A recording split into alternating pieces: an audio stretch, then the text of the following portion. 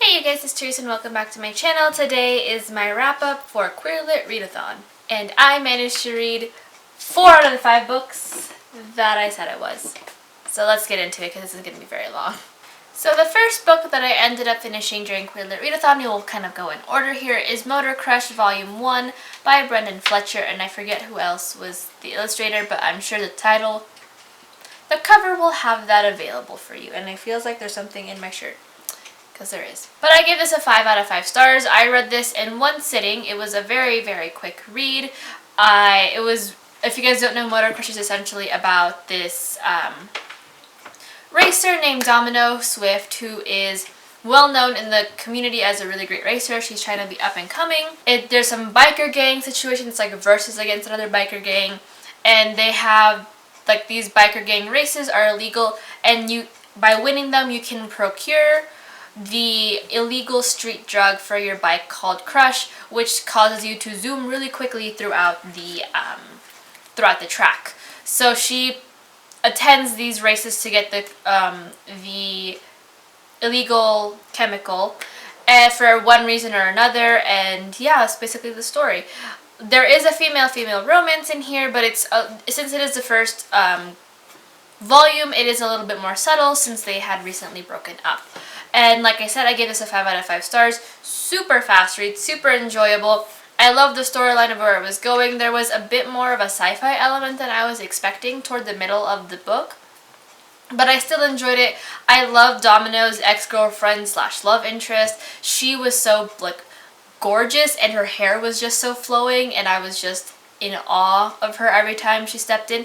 And she's a really well-known mechanic, so, like, you can't go wrong. And Domino just has that wonderful aesthetic of, like, the cropped hair, and it's gorgeous. The next book that I read during Queer Lit Readathon is Ivy Aberdeen's Letter to the World by Ashley Herring Blake. This is a middle grade novel that follows our little girl named Ivy, who after the events of a hurricane have lost her home, and she and her family are kind of stuck staying at a hotel until they figure out a new living situation. However, Ivy has been drawing these little pictures of girls holding hands and, being a little more than just considered platonic, which these feelings she doesn't necessarily understand. And all of these letters or these drawings go missing and start to pop up in her locker at school. And she's starting to recently feel like she should be, she's wishing it's this other girl that she knows that's the one that's giving it back to her because she's harboring a crush for it. I gave this a 5 out of 5 stars. I found myself crying.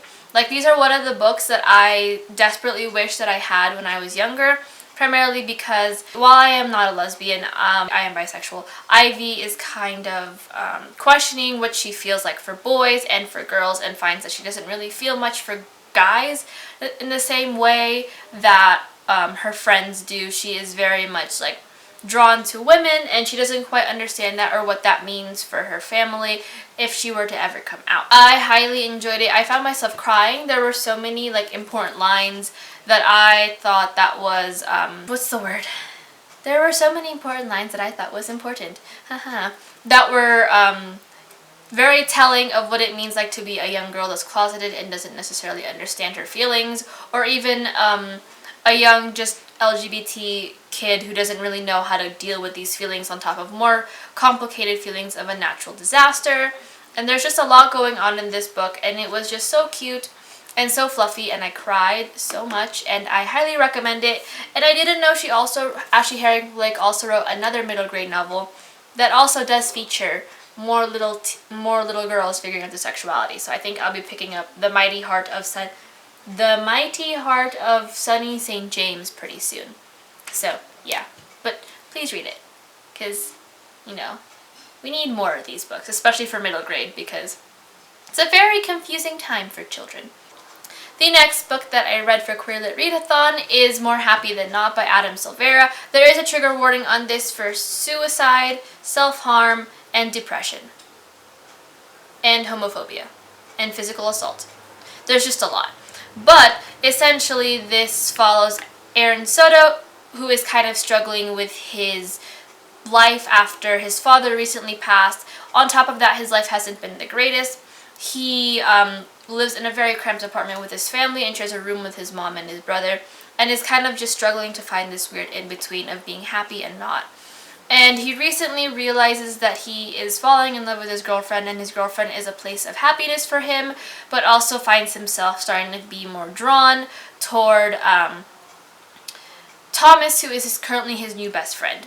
And on top of that, there is a weird science fiction element where it's called the Lateo Institute, where you can go in and have your memories altered. So people will go in and like fix like heartbreaks they've had, and forget bad things that have happened to their family life by like getting rid of it and altering it if you can't overcome this like overwhelming depression. I ended up giving this a 5 out of 5 stars. I think this is definitely my favorite Adam Silvera book of all time, and that's coming from someone who has read all of his works, and this is his debut novel, which I don't get how it took me so long to read his debut, but it's fine. The concept honestly is so heartbreaking, and I think I can talk more. I will leave my reviews down below because those are going to be filled with spoilers, and my wrap-ups typically are not filled with that many spoilers. But I think it was this concept of trying to find yourself and trying to be happy again after so many loss, and like the reason for the loss was just something else in itself, was very telling, very realistic. I found myself tearing up because there were instances where I found myself relating to Aaron in terms of his sexuality and figuring it out and trying to find this happy medium that isn't necessarily possible in a situation like his. The several plot twists in this book had my mind absolutely reeling. There was like the one plot twist toward the middle where I was reading about it. If you had watched my career vlog, I will link it down below. You will know what plot twist I am talking about. Then the other plot twist toward the end, and then the other plot twist toward the end, and the last plot twist at the very end, and I just threw my book because I am so emotional. But it's fine. He's fine. He didn't get hurt. The ending, like the plot twist leading up to the ending, honestly shattered my heart, and I felt like it was so not telling, but it was a very fitting ending considering the fact that this character had been struggling with so many things for so long, so it makes sense that he would find happiness in an area where most people would find absolute despair in, considering what happened. I can't give it away, but like I said, my more spoiler-filled thing will be down below, and hopefully should be up by the time this video goes up, because I have that problem. But yeah, highly recommend, but I do, like I said, would like to give out a trigger warning for anyone who might be a little more unaware of the actual content of this book, because this is a very heavy book. And finally, the last book that I read for Queer Lit Readathon is I Wish You All the Best by Mason Deaver. This is Mason's debut novel, and I'm so excited for them because they just recently announced their second novel. So, well, technically third. I believe they're part of an anthology. They have written works for an anthology, but it's fine. Essentially, I Wish You All the Best follows Ben DeBacker, who had recently come out as non-binary to their parents and has been effectively kicked out of their house without warning. They now have to go ahead and live with their estranged sister, who they have not talked to in, like, I believe a decade at least. On the last leg of their senior year, they kind of just want to like live it out pretty quietly, you know, keep to themselves, and that is until they meet Nathan. I'll never stop confusing them, and I don't know why I confuse them so often. Where they meet Nathan, who kind of shakes things up for them and kind of forces them out of their own little shell that they had been very comfortable to live in for the next like semester. I ended up giving this a 4 out of 5 stars. I do have my review that is partially spoiler filled that should be up by the time this video goes up. So if you haven't seen that, check it out. But I adore this book. I think it was a wonderfully written, and I think this is such an important book to be out there. And I'm so excited for whatever Mason has left for us to share with us. Not saying this is going to be their last book or that their second book will be their last book, but within that same realm. My biggest problem with this was that I did struggle a little bit. I do get into it a bit more in my review, but you know, that I did struggle a little bit with some of Ben's reactions, and while I can't speak as a cisgender woman for kind of the aspects of what Ben has been going through, as well as my depression is also fairly different from Ben's, I still think that there were some reactions that I didn't get a chance to really soak in. There wasn't a lot of explanation to how they were feeling, and I felt like that was kind of lacking as I read the book.